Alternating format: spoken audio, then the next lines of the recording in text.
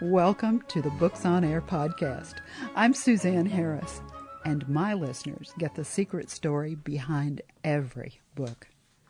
Joining me today is an intriguing, fascinating, and interesting gentleman. His name is Richard Wiener, and he's here to talk about his book, Survivor's Odyssey, From Oppression to Reconciliation.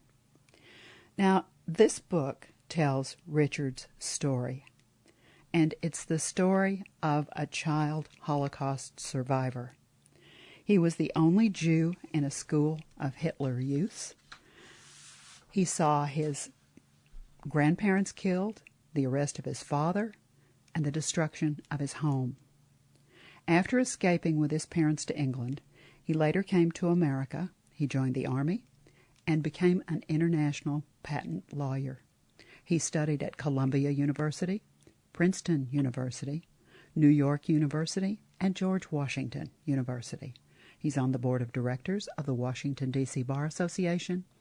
Richard speaks 5 languages. He's traveled widely, and he considers himself a citizen of the world.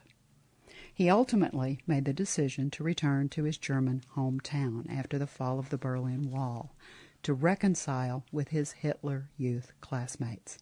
He became the town's only living honorary citizen. In addition to being an author and a poet, he's active in the Mankind Project, a man's organization conducting transformational trainings on 4 continents. Richard serves as a community leader, a group facilitator, as well as a mentor. He also conducts a workshop called The Power of Forgiveness, and he speaks widely on the subject of reconciliation. Additionally, he's written 2 poetry collections, Sense of Time and Sense of Age. Wow, Richard, that is such an introduction. It is such an honor and a pleasure to have you as my guest today on Books on Air. Welcome. Well, thank you, Suzanne, for that glowing introduction. I would say it's hard to take in, but I'll try. I do my homework. By the way, some of the complimentary things you said about me really belong to my past, because I'm now, as of August 7th, 95 years old, so I'm not doing all those things anymore, only some of them. Well, I hope you're not doing all of that. That would be an awful lot. An awful lot. Now, I have a question. Yeah. A book like yours, first of all, is a very, very personal book. You have been through some unimaginable events in your life. What was the moment? When was the moment? What was the impetus? What decided you to actually put all of this down and share it with the world? Because this almost reads like a movie. You have done and had amazing things done to you. Well, what happened was, as I got older, and after midlife, we change our perspective and our priorities. I have 2 children, 2 grown children and 2 grandchildren, and I wanted them to know all about what their father and grandfather's life was like. And I think that's an impetus that a lot of parents have. They go to legacy, to what is it? Some of the websites where you can find out what your grandparents did and so forth. Well, I put it onto my book so they could see exactly what my life was like as a child in Nazi Germany. I also wanted to get into writing so that I myself could browse in the book and remind myself what I had been through and how I survived it. The survival part is really the important part of the book. It's a journey from a very fraught childhood, whereas, as you've just said, I was the only Jew in a school of Hitler Youths, and what that was like in a small medieval town called Wittenberg, which is actually world famous because it's the cradle of Martin Luther lived there and taught there and started a Protestant Reformation, So it's a world famous city. It's a UN heritage site, and I happen to have been born there, which I didn't really I didn't realize how significant that was until I got much older. It's also my journey to a recognition that it's the difficult things in our lives that are the most valuable. I sometimes think, like, even thank Adolf Hitler for having. I've seen him in person. He was about 10 feet away from me when he came through Wittenberg. I saw him, and eyes met. At least my eyes met his. I don't know whether his met mine, but I got a little sense of the magnetism that he radiated. And the takeaway from my experiences in Germany were that I have a great appreciation of my life. I'm grateful for every day. I've lived a really remarkable life. So in a sense, I've been very lucky, and some of that came from the adversity. In fact, my favorite aphorism is, sweet are the uses of adversity. Don't try to have an easy life, because it's the difficult parts of your life. If you overcome them, that will help you grow. And so I've been very enriched by the challenges, by the defeats, and by the unexpected pleasures and things that went well. All the bullets I dodged, all that was a teaching for me that has made me who I am today. I wouldn't change a thing about my past. So that's my, yeah. Good answer. Yeah. I'm curious. You had to sit down and begin to, when someone writes a book like this, it seems to me that when you sit down and you begin to write the book, now, I do have to compliment you, and I know you're a very modest man, and I know that you're going to want to do the aw shucks thing. Please let me say this.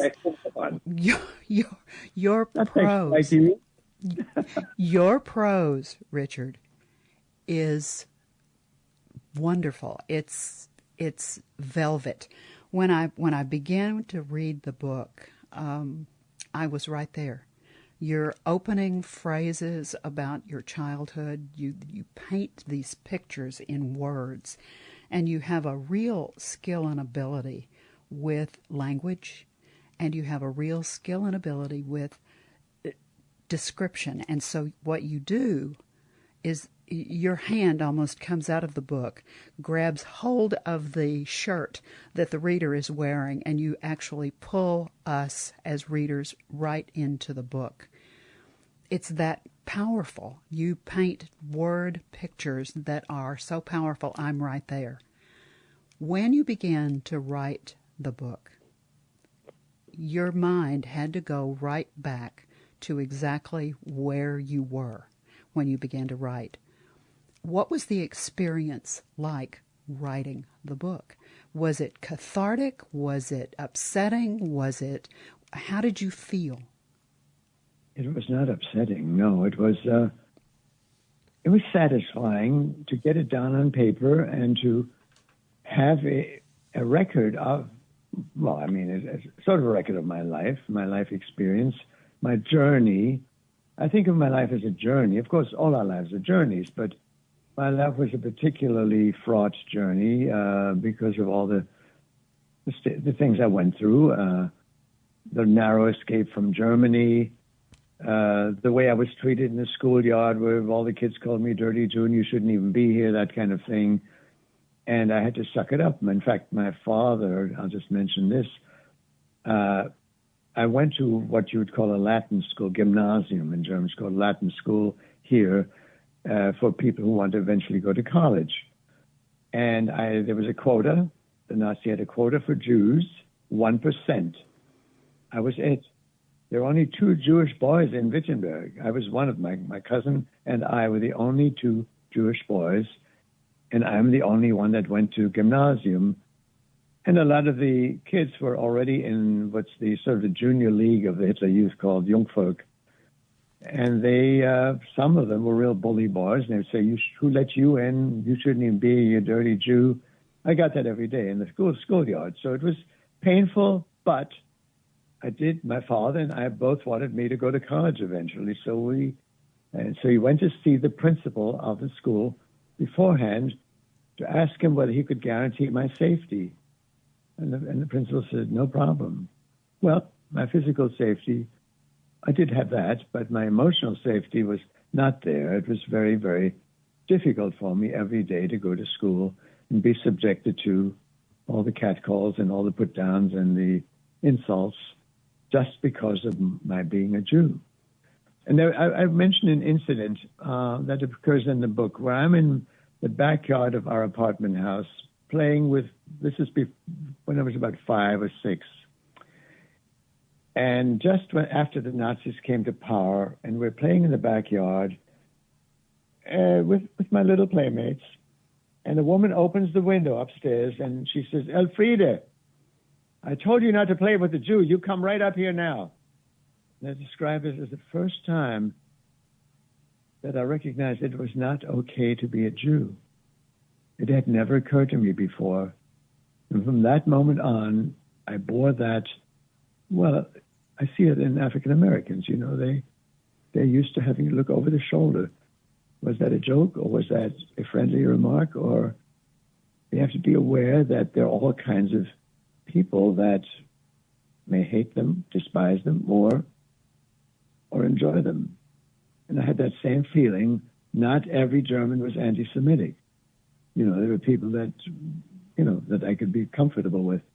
But as the Nazi regime took hold, just like here with Trump, he turned a lot of people. They turned a lot of people, and it became the thing to do to be anti-Semitic and to gradually tighten the noose on the Jews. And eventually, of course, you had Auschwitz and the Holocaust. I did not live there long enough. I wasn't old enough. My father was in a concentration camp. I was not. I was too young. And it's a long story, which you see in the book, how I actually got out of Germany without my parents, not knowing whether I'd ever see them again. And I was lucky because they managed to escape at the last minute of just a couple of months before the Second World War started. And I did get to see them again only because we had an aunt and uncle in London that took us in. Otherwise, we would not have gotten out of Germany, and I wouldn't be here talking to you. So, What years does the book cover, Richard? From when to when? Well, it starts, I start simply being when I was born, but basically the story starts when I'm 1933, I would say, when the Nazis seized power. That was my first school day. Wow. That was my first school day. And my grandfather had a small shoe factory in Wittenberg. And on that day, my first school day, there's a guard standing outside of his factory asking passersby not to buy from Jews. That was the very beginning. And then the racial laws came out. So, for example, I took piano lessons. I got a beautiful accordion from my aunt and uncle, and I took piano lessons. And after a few months, I arrived, and the teacher said, I'm so sorry, but there's a new racial law. Jews can no longer take music lessons. Oh. So these were little slaps on the wrist at the time, but they became more and more serious, more and more exclusionary. Gradually, we were excluded from German society until, at the very end of my life there, the last 3 months, our apartment had been confiscated. I'd been kicked out of school, and we moved in with another mother and son where the father was also in concentration camp. We could not go out on the street because it had become legal to kill Jews. Anybody could have taken a pot shot, so we simply were under virtual house arrest. I'm so shocked. I'm so shocked. It was shocking. And then came miracle of miracles, the Kindertransport, which was something the Brits, as an exception, I mean, all the European countries didn't really want to take in Jews. America didn't want to because it was the tail end of the recession, lots of unemployment, and who was going to take in 400,000 Jewish refugees? You know, right. FDR decided that was not politic, and so it It took us 4 years to get into this country while the Holocaust